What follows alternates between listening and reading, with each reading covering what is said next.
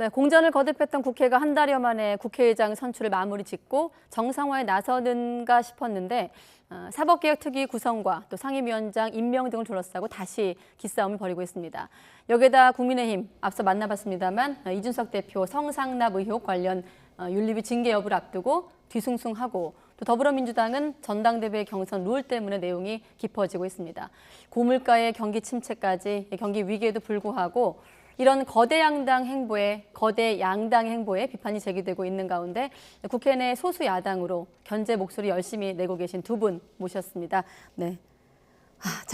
정의당 장혜영 의원, 네, 시대전환의 조정훈 의원 두 분과 함께하겠습니다. 네, 안녕하십니까? 안녕하세요. 네. 안녕하세요.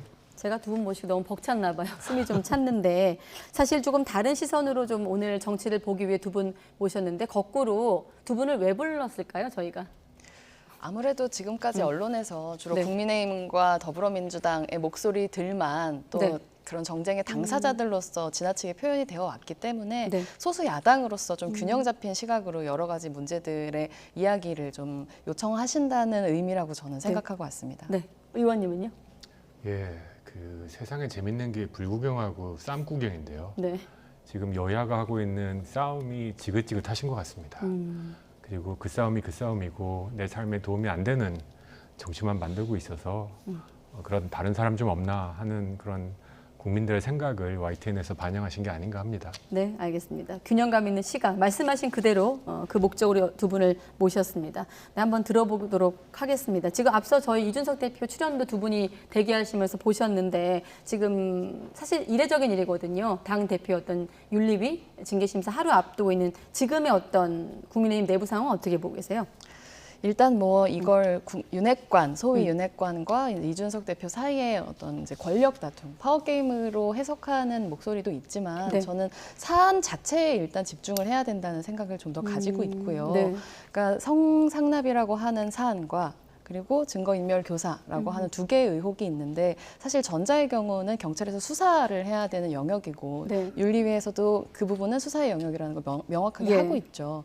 그러면 증거인멸 교사라고 하는 의혹이 있었느냐라고 하는 부분에서 적어도 이 당대표 정무실장을 맡고 있었던 김철근 실장의 경우에는 징계가 개시될 정도의 어떤 개연성은 윤리위에서 판단을 하셨다라고 보는 게 저는 합리적이라고 봅니다. 그렇다면 중요한 것은 지금 여당의 개혁을 부르짖었던 대표가 이런 뭐 성상납 그리고 또 이런 증거인멸 교사라고 하는 도덕성 의혹을 받고 있기 때문에 이 부분에 있어서 국민적으로 시원하게 의혹이 해소되었는가라는 질문이 전 제일 중요하다고 보고 네. 그것에 있어서 미진함이 있었고 앞선 인터뷰에서도 사실은 그 의혹이 깨끗하게 해소되지 않았다고 생각합니다. 네. 여기에 대해서 지금 뭐 이준석 대표 같은 여러 가지 뭐 입장을 밝혔는데 아까 본인 얘기도 물어봤습니다만 손절 아니라 익절이다 이런 표현도 쓰고 지금의 어떤 국민의힘의 당내 상황, 대표의 어떤 거치 문제 어떻게 보십니까? 네, 대통령이 집권하신 지 아직 100일도 안 됐죠. 네. 집권 여당의 당대표로서 해야 될 가장 중요한 책임 가장 우선적인 것은 국정 운영을 위한 지원 또는 운영이라고 저는 생각합니다. 그런데 지금 당대표의 윤리성, 도덕성 문제로 지금 시비가 붙었고요. 모든 뉴스를 다 빨아들이고 있습니다. 아까 민생 문제를 말씀하셨지만 정치 뉴스에서 민생 문제를 다루기가 참 어려운 상황이 돼버렸습니다. 네. 집권 여당 당대표로서 정치가 이기고 지는 게임 이상이라는 인식을 좀 하셨으면 좋겠습니다. 그리고 내일 7시라고 하셨는데 이게 무슨 전 국민이 집중해야 되는 무슨 재판 결과 같은 느낌이 듭니다. 제가 한 가지 국민의힘에 진짜 요청하고 싶은 건 네. 소위 사실관계를 정말 명명백백히 공개하셨으면 좋겠습니다. 그래서 국민들이 판단하시고 국민들 여러분들이 갖고 계신 상식, 윤리의식, 도덕적인 기준들을 통해서 국민들이 평가하시면 이 문제는 수그러들 것이라고 생각합니다. 지금 양쪽 주장이 다 다르지 않습니까? 네. 마치 보이지 않는 그 박스에 손을 넣어서 이게 코끼리 다리인가 코끼리 머리인가 지금 이루고 있거든요. 전혀 생산적이지 않고 지금 어려운 민생에 도움이 되지 않는 담론이다. 그래서 공인으로서 책임을 지고 자기의 그 사실관계를 밝힐 수 있다면 이준석 대표가 떳떳하다고 한다면 윤리위원회 요청을 해서 사실관계를 공개해라. 정말 미공개로 하지 말고 공개로 해라. 그리고 나서 그 다음 날 여론이 어떻게 움직이는지 보고 정치인으로서 여당 대표로서 책임을 져야 된다. 그리고 만약에 국민이 별거 아니었네 했으면 이걸 몰아붙인 사람들도 반대로 책임을 져야 된다라고 생각합니다. 네, 사실관계를 좀 명백히 밝혀야 된다는 것에 대해서는 두 분이 공감을 하셨습니다. 자, 민주당 얘기도 좀 해보겠습니다. 박지원 전 비대위원장의 출마를 놓고 일단 말이 많았고 일단은 박 전 위원장을 예외로 좀 인정할 만한 사유가 없다라고 이제 비대위 결론이 내려졌거든요. 이 상황은 어떻게 지켜보고 계세요? 뭐 이제 당원 당규에 있어서는 우상호 위원장의 말이 원칙적으로 맞죠. 네. 이제 입당 후 6개월이 지나야 피선거권이 생긴다고 하는 것이 기본일 텐데 박 위원장이 이제 투표를 통해서 선출이 됐다고 하지만 이제 비대위원장 인준 투표이기는 했어요. 그런데 저는 본질은 네. 민주당이 박 위원장이 활동할 수 있는 공간을 열어줄 수 있는 수단이 있음에도 불구하고 열어주지 않기로 결정했다라고 하는 부분이라고 봅니다. 그런데 이제 민주당이 변해야 된다, 좀 더 국민 곁으로 다가가야 된다라는 얘기들은 하지만 박지원도 끌어안지 못하는 민주당이 어떻게 국민을 다 끌어안을 수 있을까? 수많은 국민들이 생각이 다르고 방법이 다른데 이 부분에 있어서 저는 좀 너무 속 좁은 모습을 보이지 않았나. 활동하고 다른 목소리를 내고 선택을 받을 수 있는 기회는 제공했어야 된다는 생각이 듭니다. 박 전 위원장을 끌어안을 공간이 있다고 말씀하셨거든요. 네. 민주당 기성세대 정치인들, 586 운동권, 97 후보들 마음이 좁쌀 같다고 생각합니다. 지선, 대선 다 지고 지금 새로운 사람들 영입해가지고 어떻게 해보고 싶어 하는데 6개월 동안 실컷 활용하더니 이제 권력의 핵심, 달걀의 노른자로 들어오니까 네. 넌 달걀 흰자만 먹어. 노른자는 우리 거야. 지금 이런 거거든요. 정말 좁쌀 같은 마음이다라는 생각을 하고요. 이런 마음으로 정치를 하면 국민들이 절대로 민주당이 왜 다시 집권해야 되는지 이유를 확신할 수 없다라는 생각을 합니다. 네, 아까 이준석 대표가 나와서 뭐라 그랬냐면 이 당의 문화라는 표현을 썼거든요. 국민의힘의 어떤 뿌리 깊은 문화라는 표현을 썼는데 지금 물론 결은 다르고 각자 어떤 청년 리더십이 갖고 있는 위기가 좀 다릅니다만은 또 이준석 대표 같은 경우는 말씀하신 대로 사실관계도 좀 봐야 되지만 지금 이를테면 정치권 큰 틀 안에서 청년 리더십들이 좀 위협을 받고 있는 상황이거든요. 네. 좀 변화를 좀 가기 위한 과정이 있었는데 두 분이 좀 지켜보시는 게 좀 남다를 것 같아요. 네. 일단 청년 정치인 그리고 청년이 아니라고 하더라도 이제 도전자를 뱉어내는 기득권이라고 하는 게 공고한 것은 분명히 하나의 이제 문제로 있다고 생각하는데 네. 뭐 앵커님 짚어주신 것처럼 이제 박지원 대표가 처한 상황과 이준석 대표가 처한 상황은 그 본질이 좀 다르기 네. 때문에 한 사람은 성상납 의혹으로 된 것이고 다른 한 사람은 당에서 다른 목소리를 냈기 때문에 뱉어내지고 있는 것이라서 두 가지는 좀 분리해서 같은 토사구팽이라고 취급하고 싶지는 않습니다. 네. 저는 아까 민주당 기성세대 정치인을 좁쌀이라고 했다면 네. 이번에는 좀 청년 정치의 쓴소리를 하자면 예. 청년 정치는 이제 끝났다고 생각합니다. 청년 앞에서 죄송합니다. 아닙니다. 우리 민생을 살아가는 국민들의 삶이 너무 퍽퍽합니다. 청년들에게 기회를 이런 구호는 한 10년, 15년 됐습니다. 아마 김광진 의원부터 시작해서 청년 정치. 돌아보면 청년 정치가 우리 정치에 기여한 게 무엇인가. 젊다는 것 그 자체만으로는 아름답고 좋은 것이죠. 하지만 우리 삶은 너무 퍽퍽합니다. 청년 정치가 우리 삶에 기여하고 정치에 기여한 게 과연 무엇인가. 그러니까 젊다는 것으로 모든 것을 다 덮으려고 하지 마시고 청년 정치가 내세우는 정책들, 비전들, 정치하는 방식들이 국민들에게 지지를 받으시면 이런 저항들, 기성세대 저항 맞습니다. 충분히 넘어갈 동력을 여의도가 아니라 국민들로부터 받으실 거라 생각합니다. 박지원 위원장님 지금 민주당에서 출가 불만 내시면 탈당해서 창당하십시오. 창당해 보십시오. 그럼 창당이 되면 네. 국민들이 지지하는 겁니다. 그럼 다음 총선에서 당대표로 당당하게 선거하시면 되지 않습니까? 왜 민주당 밑에 붙어가지고 민주당 아니면 안 됩니까? 저는 그런 정치, 정말 박지원 위원장의 정치를 끝까지 하고 싶다면 탈당하시고 창당하겠다. 그러면 좀 당원 정말 많이 모이지 않을까요? 탈당해서 창당하라라고 창당하라. 하셨어요. 여기 저 반박하실 혹시 8월 29일 민주당 전당대회 하는 날 창당대회 하십시오. 그러면 기자님들 거기 더 많이 갈 겁니다. 그게 청년 정치다. 그게 청년 정치 나온 거라고 생각합니다. 뭐 하나의 시각일 수는 있다고 보는데 저는 약간 꼰대와 꼰대 아니면 경계를 걷고 계시다고 생각합니다. 네. 왜냐하면 지금 화면 보시면서 조정은 의원도 청년 정치인으로 보신 분들도 계실 것 같아서 제가 한번 확인 차원에서 질문을 드려보겠습니다. 자, 그럼 본격적으로 국회 얘기로 좀 넘어가 보겠습니다. 지금 서로 통 큰 양보를 내가 했다 그러면서 이제 국회의장 선출까지 합의를 하고 정상화에 나섰다고 이제 주장을 하고 있거든요. 자, 국회의장 선출만 마무리됐지 사실은 여전히 진통이고 뭐 갈등의 불씨가 남아 있는 상황인데 관련 녹취부터 한번 듣고 나서 두 분과 이어가겠습니다. 국회의장 뽑고 상임위원장 뽑으면 원구성이 되는 거예요.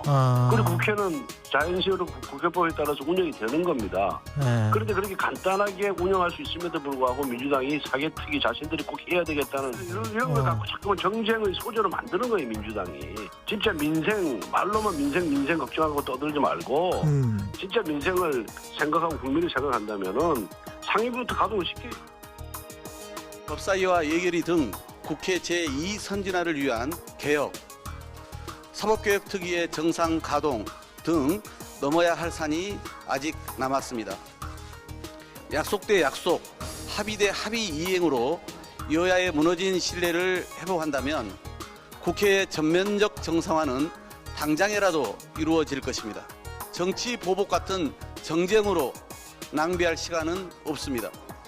국회가 국민을 위한 민생의 장으로 거듭날 수 있도록 여당의 태도 변화와 협력을 촉구합니다.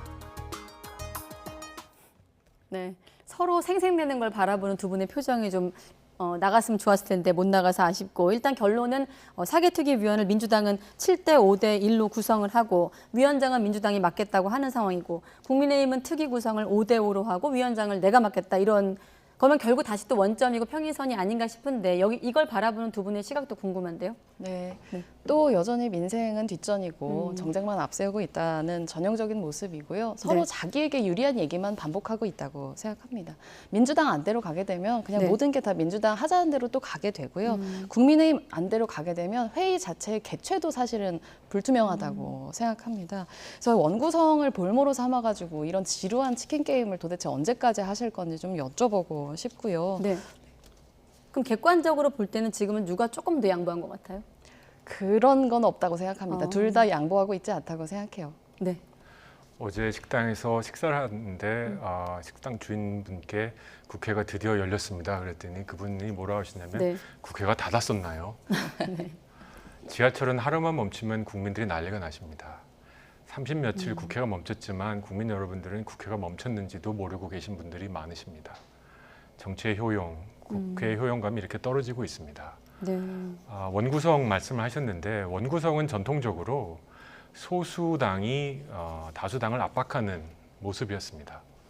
국회의장을 당연히 다수당이 가져가니까 소수당이 견제 장치들을 마련하기 위한 협상이 원구성 협상이었습니다. 이번에는 다수당이 소수당을 압박하는 모양입니다. 사개특위에 동의하지 않으면 원구성하지 않겠다.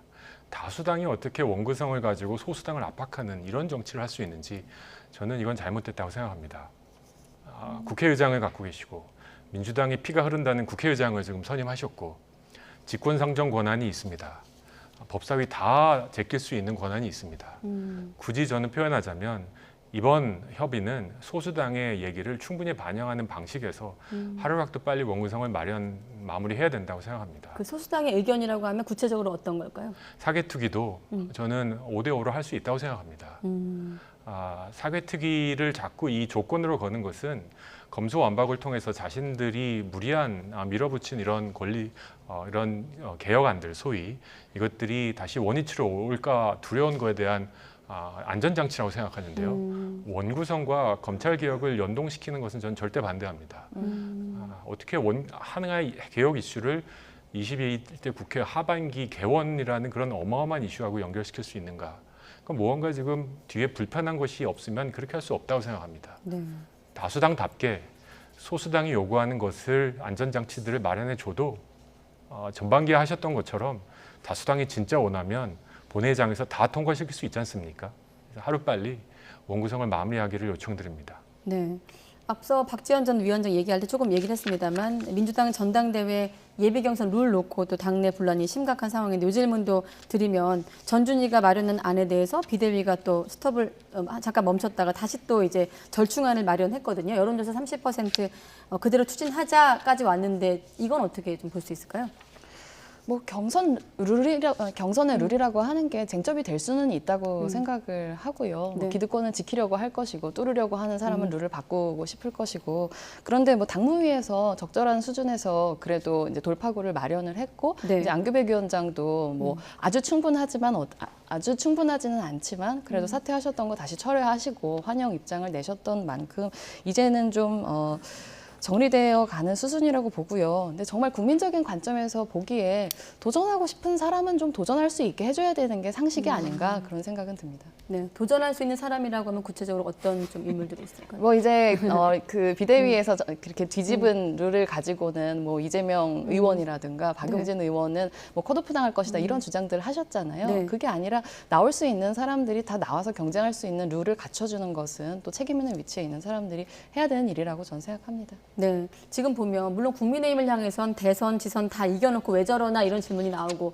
민주당을 향해선 대선, 지선 다 졌는데 또 지금 민주당 행보에 대해서도 바람직하지 못하다 이런 평이 나오고 있는데 이런 진통을 좀 이겨내고 전당대회까지 무사히 치를 수 있을까요? 저는 그런 거 관심 없습니다. 재미없습니다. 정권을 잃어버리고 지선도 참패한 정당답지 않습니다. 지금 룰을 바꾸는 건데 룰을 바꾸는 거의 원칙은 단 한 가지입니다.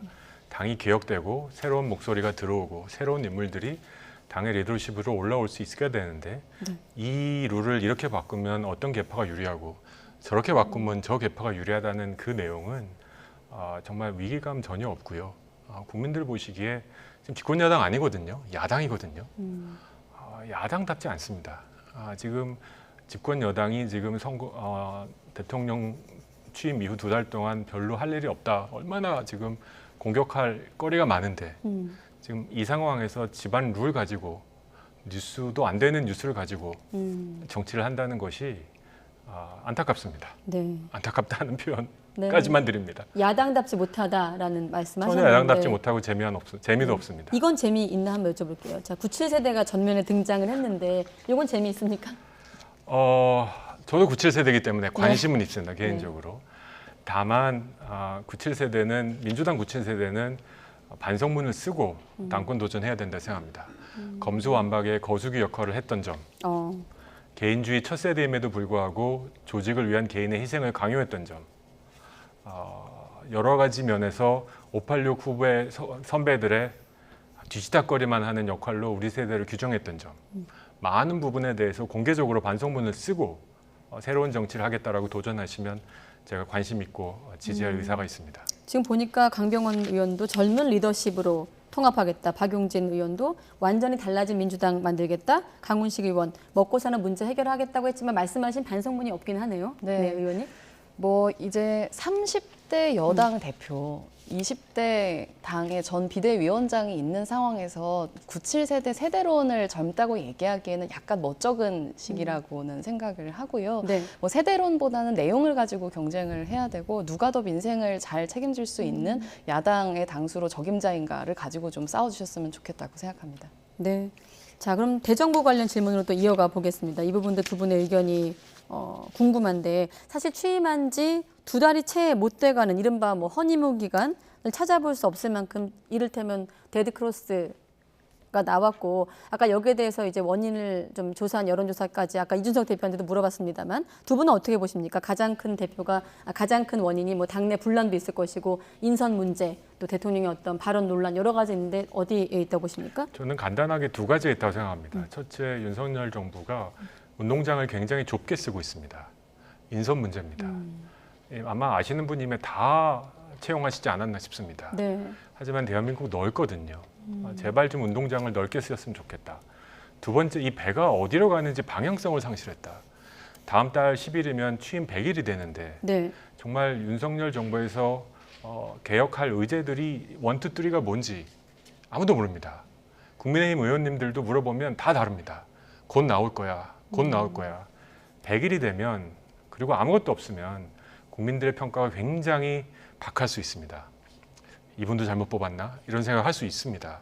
시간이 얼마 없습니다. 운동장 넓게 쓰시고 정말 소수 정예의 개혁 의제들을 정말 명백하게 분명하게 드러내는 그런 행위가 없이는 상징 정치 메시지 정치는 한계가 있다고 생각합니다. 운동장을 넓게 쓰지 못하다. 바꿔 말하면 2달 동안 지지자 말고 다른 비지지자를 좀 끌어들일 매력이 없었다. 이렇게 해석할 수 있을까요? 신선하다, 재밌다. 인선도 재밌어야 되거든요. 네. 아, 이런 인물이 있었구나. 저런 사람이 저기 있었구나. 근데 노잼.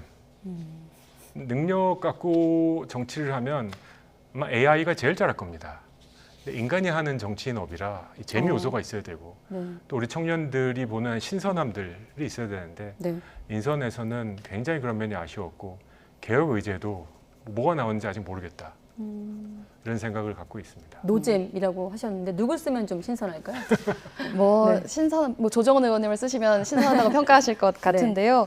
여러 가지 위기들이 복합되어 있는 것 같아요. 당내 뭐 이준석 대표도 아까 나오셨지만 내홍도 있고 그리고 인선의 문제도 계속 이제 실패가 반복되고 있고 실수를 인정하지 않는 모습들도 있고요. 뭐 실업 문제 그리고 특히나 이렇게 경제 상황이 엄중한데 계속 어떤 잘못된 경제 정책, 노동 정책, 그리고 어제는 에너지 정책까지도 좀 국민들이 공감하기 어려운 방향으로 정책들이 나오고 있다고 생각합니다. 그런데 네. 이 모든 것의 원인을 나타내는 한 이제 대통령의 발언이 있으셨어요. 네. 제가 생각하기에는 그 나토 가시면서 비행기 안에서 기자들하고 대화하실 때 네. 그때 기자들이 윤 대통령한테 어떤 마음으로 오셨냐 이렇게 물어봤어요. 근데 그때 윤 대통령의 대답이 뭐 특별한 마음가짐이 있겠냐라고 하셨거든요. 그런데 특별한 마음가짐이 없는 사람이 나토 회의에 가면서 대통령 자리에 앉아 있어야 된다고 국민들은 동의하시기는 어려울 것 같습니다. 그래서 국정 운영에 대해서 이런 어려운 민생 상황에 대해서 특별한 마음가짐을 갖고 이런 국정에 임하고 있지 않기 때문에 이런 총체적인 위기들이 발생하는 거라고 저는 좀 네. 진단하고 싶습니다. 네, 그런 특별한 마음가짐은 도어 스태핑, 출퇴근길의 어떤 문답 과정에도 필요할까요? 최근에 대통령 발언이 도마에 올랐는데 한번 대통령 발언도 한번 들어보시죠. 뭐 과거에 민변 출신들이 아주 뭐 도배를 하지 않았습니까? 과거 일부터 수사가 이루어지고 그리고 또 좀 지나고 나면 현 정부 일도 또 수사가 이루어지고 하는 것이지 뭐 민주당 정부 때는 안 했습니까? 전문성과 역량이 저는 가장 중요하다고 보고 우리 정부에서는 그런 점에서는 빈틈없이 사람을 발탁했다고 저는 자부하고 전 정부에 비교할 바는 아니라고 생각합니다. 그럼 전 정권에 그 지명된 장관 중에 이렇게 훌륭한 사람 봤어요? 대통령님, 지금 이 반복되는 문제들이 보다 사전에 충분히 검증이 가능한 것들이 많았거든요. 이게 다른 정권 때하고 한번 비교를 해보세요. 사람들의 가짐이나 이런 것들. 뭐 전 정권 언급한 것도 있었지만 또 이런 대통령의 어떤 질의응답 과정을 보면서 진중권 교수가 오늘 그런 얘기를 했더라고요. 야당 대하듯 하다 기자들을 뭐 그런 표현도 썼는데 어떻게 보셨어요? 도어 스태핑 이게 보통 내공이 아니면 할 수 없는 정치 행위입니다. 기자들에게 뭐 질문을 심어 놓는 것도 아니고 근데 그걸 하셨다는 건 굉장히 좋다고 생각하는데 네. 한 박자 한 템포 좀 삭히고 발언을 하셨으면 어떨까. 지금 2달째 도어 스태핑에서 득점을 많이 하셨을까 실점을 많이 하셨을까 한번 진지하게 고민해 보실 필요가 있다 생각하고요. 네. 전 정권에 비교하는 것은 실전 포인트다. 왜냐하면 국민들이 투표해서 선택하셨거든요. 전 정부보다 나을 거다라고 선택하셨기 때문에 전 정부와 비교해서 낫지 않냐라고 하는 건 뽑아주신 분들에 대한 예의가 아니라고 생각합니다. 기준을, 스탠다드를 거기다 세우지 마시고 뽑아진 분들의 기대치에 부합하는가. 그 부분 실력과 능력 플러스로 저는 통합의 메시지가 반드시 필요하다고 생각합니다.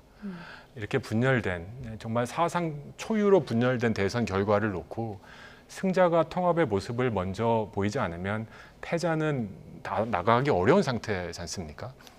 소위 중도에 제가 중도 정치를 하는데 중도에 계신 유권자분들은 다들 지금 불안불안해 하는 거죠. 과연 윤석열 정부가 중도까지 포함하려는 그런 정치와 메시지를 하겠느냐. 네. 그래서 그런 면에서 도스태핑을 계속 활용하시되 조금 더 신중히 그리고 기준을 좀 다르게 잡아주셨으면 좋겠다는 제안을 드립니다. 네. 지금 기습 발언이라고 화면에 나가고 있는데 조 의원께서 말씀하신 어떤 한 템포 있다 말은 발언과 좀 연결돼서 한번 기습 발언이란 말이 좀 눈에 들어오는데 의원님은 어떻게 보십니까? 사실 이런 발언 논란은 대선 경선부터 시작했던 어떤 대선 국면에서도 발언에 대한 관리 어떤 이런 지적이 많았거든요. 네, 그렇죠. 그건 야당의 후보였기 때문에 기능한 측면이 있었다고 보고 조정훈 의원님이 지적하셨지만 이제는 대통령이 되셨어요. 근데 남탓하는 대통령을 우리 국민이 참아줬으면 이제 문재인 대통령이 그 민주당 정권이 연장이 됐겠죠. 남 탓하라고 대통령으로 뽑은 것은 아닌데 실력을 묻고 있는데 남 탓으로 계속 대답을 연명하시는 것은 전혀 국민들에게 인정받을 수 있는 행보가 아니라고 생각하고요. 그러니까 선거 평가 때도 명확하게 나왔지만 윤석열 당시 후보 당시에 국민의힘이 잘해서가 아니라 민주당이 못해서 됐다고 하는 사실을 너무 빨리 잊어버리고 계신 것 같습니다. 네, 시간 다 됐는데 좀 두 분 의견 궁금해서 마지막으로 여쭤보면 지금 또 이번 나토 순방에 김건희 여사 지인이 공무수행을 한 점에 논란이 일고 있거든요. 지난번 이제 봉화마을과 연결되는 부분도 있는데 짧게 여쭤보면 이 부분도 좀 관리가 필요하다고 보십니까? 필요하죠. 원래 대통령 당선되고 첫 번째 해외 순방은 무조건 지지율이 올라가는 행위입니다. 예외 없이 올라갔었는데 이번에는 약간 애매하지요. 실전 포인트도 많았고요. 저는 그 과정에서 이번 여러 가지 이유로 정치적인 부적절함이 있었다고 생각합니다. 법률적인 부적절함은 없을지 몰라도 네. 그러면 깔끔히 털고 가시라. 빨리. 부적절했다. 유념하겠다. 그럼 넘어갑니다. 근데 이거 계속 별일 없다 하면 일주일 열흘 갈 겁니다. 한 5% 까먹을 겁니다. 그러지 마시고 한번 고개 숙이시고 부적절했다. 처음이다. 다음 잘하겠다. 이러시면 됩니다. 정치에서 생각보다 중요한 게 사과입니다. 사과 못하는 정치하다가 많이 실패합니다. 저도 간단하게 말씀드리면 공무는 공직 체계 안에서 이루어져야 한다라고 하는 간단한 원칙을 좀 확인하고 싶고요. 네. 그래야 하는 이유는 권한과 책임이 그래야 분명해지기 때문입니다. 원래 윤 후보 당시에는 김건희 여사가 활동을 하지 않을 거라고 공언한 바 있는데 그 말을 깨고 지금 활동을 하고 있기 때문에 제2부속실 문제가 계속 반복되는 거라고 생각합니다. 활동을 계속 하실 거라면 명확하게 그걸 담당하는 제2부속실 그 공약 철회하시고 그리고 설치하셔서 책임과 권한 속에서 활동하시기 바랍니다. 네, 오늘 두 분을 통해서 좀 새로운 시선으로 정치권을 바라봤는데 저희가 두 분을 모신 어떤 그 이유를 시청자분들도 공감했는지 좀 궁금하네요. 네, 정의당 장혜영 의원, 또 시대전환 조정훈 의원 두 분과 함께했습니다. 고맙습니다. 고맙습니다. 감사합니다.